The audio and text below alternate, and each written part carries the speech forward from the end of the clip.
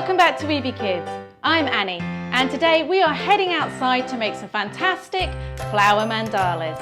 At this time of year, there are so many beautiful and colourful flowers to be found, in the gardens and on the hills, be they planted or wild, such as these here. Just remember to always pick mindfully and leave plenty for the birds and the bees. And keep a beady eye out for any fallen petals, those could come in handy.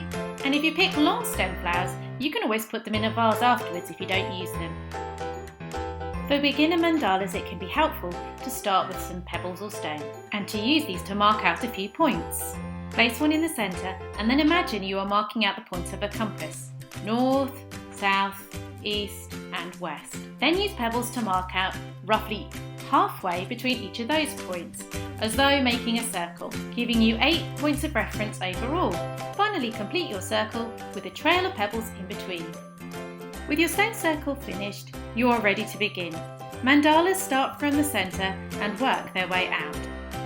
If it's helpful, use blades of grass or sticks to help you maintain your compass points.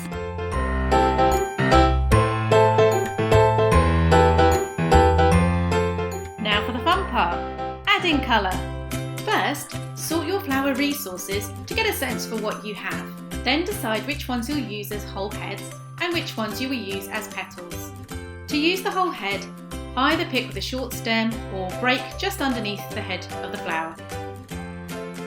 Start by laying your flowers, petals or leaves in the centre of the circle and work your way outwards in concentric circles.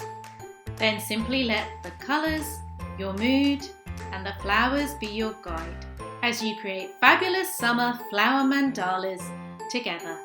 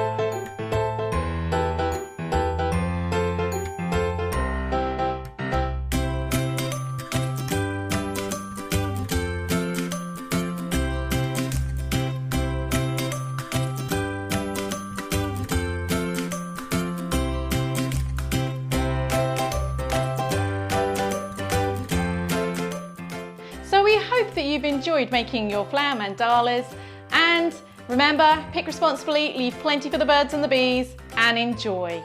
Take care, hope to see you soon. Bye from Weeby Kids.